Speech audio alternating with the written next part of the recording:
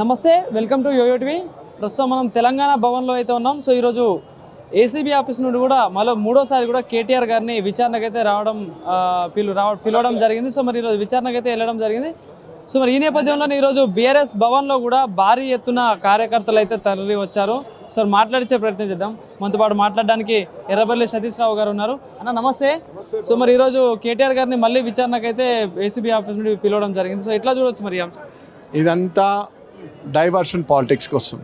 అసలు ఈ రేస్ ఎందుకు క్యాన్సిల్ చేశారు? ఫస్ట్ ఈ రేస్ క్యాన్సిల్ చేయడానికి కారణమైంది, మేము 5 సంవత్సరాల అగ్రిమెంట్ చేసినాం. 1 సంవత్సరం 9 షెడ్యూల్ నడిపినాం. అది టోక్యోలో నడుస్తుంది, మాంకులో నడుస్తుంది, ఇప్పుడు జకార్తాలో నడుస్తుంది, సింగపూర్లో నడుస్తుంది, అన్ని దేశాల నడిచేది 16 దగ్గర నడుస్తుంది ఈ సంవత్సరం. అటువంటి దాన్ని మీరు క్యాన్సిల్ చేయాల్సినంత అవసరం ఏమొచ్చింది? ఏ రీజన్ తోటి క్యాన్సిల్ చేసిండ్రు?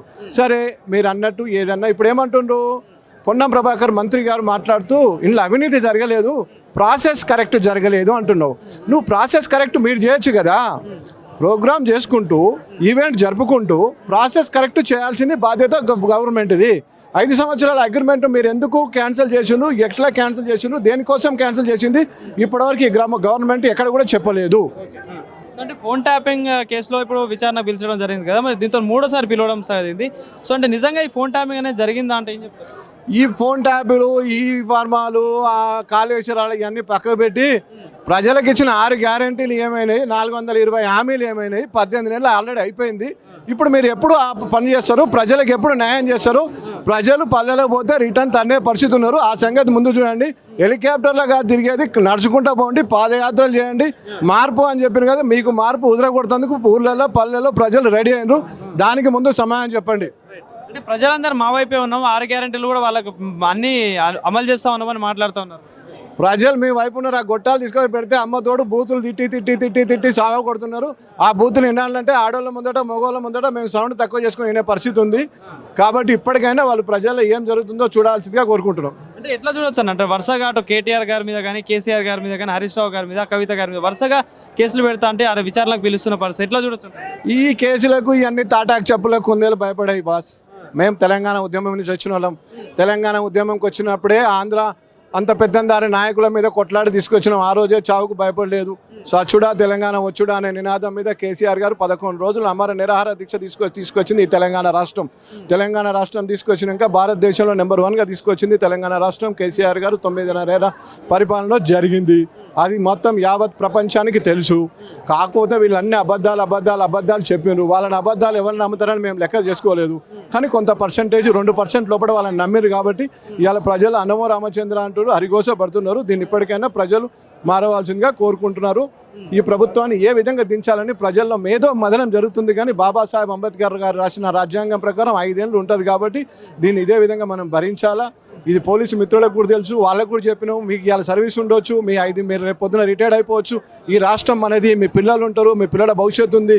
ఇప్పటికే ఆయన ఆలోచించండి. ఇది ఒక ఫాల్తూ కేసు, ఇది ఒక రాజకీయ కుట్ర కేసు, ఇది ఒక కావాలని బట్టగాల్చి మీదేసే కేసు. ఇది మంచి రేసు. భారతదేశంలో మొదటిసారిగా ఈ రాష్ట్రానికి హైదరాబాద్కి మాత్రమే వచ్చింది. అంటే మిగతా ఢిల్లీ లేదా, చెన్నై లేదా, గురుగావ్ లేదా, మరి అక్కడ కేటీఆర్ లేడు కాబట్టి రాలేదు, అక్కడ కేసీఆర్ సీఎం లేడు కాబట్టి రాలేదు.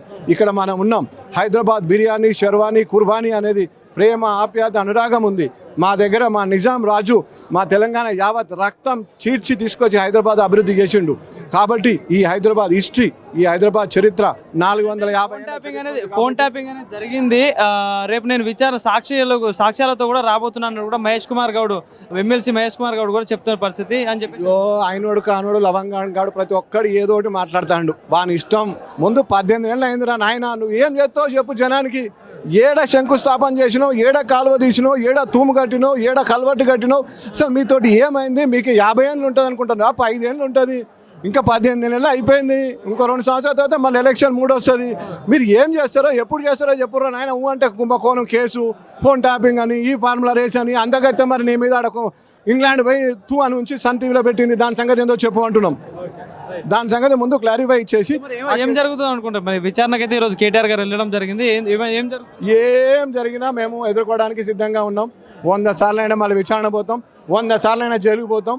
తెలంగాణ వచ్చిందా, తెలంగాణ తీసుకొచ్చిన రోజు ఇంట్లోకి వెళ్ళి బయలుదేరిన రోజు సాగుకుని నిశ్చయించుకొని బయటకు వచ్చిన వాళ్ళం. ఈ కేసులు, ఈ తాటాకు చెప్పులు ఏం కాదు. మాకు డాక్టర్ బాబాసాహెబ్ అంబేద్కర్ గారు రాసిన రాజ్యాంగం ఉంది. ఆ రాజ్యాంగం ప్రకారం మా కోర్టులు ఉంటాయి. వీళ్ళు ఫోర్స్ చేసి ఏసీబీ డిపార్ట్మెంట్ వాళ్ళ చేతులు ఉందనో ఫోర్స్ చేసి ఏమైనా చేయొచ్చు. కానీ 10 ఏళ్ళ కింద 50 లక్షలతో దొరికిన బ్యాగు, మరి అదే ఆఫీసులో కేసు ఉంది. మరి 50 లక్షలు ఎక్కడ పోయినాయి, ఆ బ్యాగులు ఎక్కడ పోయినాయి, ఆ కేసు ఏమైంది, మరి దానికి ఎప్పుడు జడ్జిమెంట్ వస్తుంది, భారత రాజ్యాంగం మరి ఎప్పుడు చేస్తుందో అది కూడా అత్యున్నత న్యాయస్థానం సుప్రీంకోర్టులో ఉంది. దాని గురించి కూడా ఫాలో అప్ చేస్తాం. Thank you. Thank you.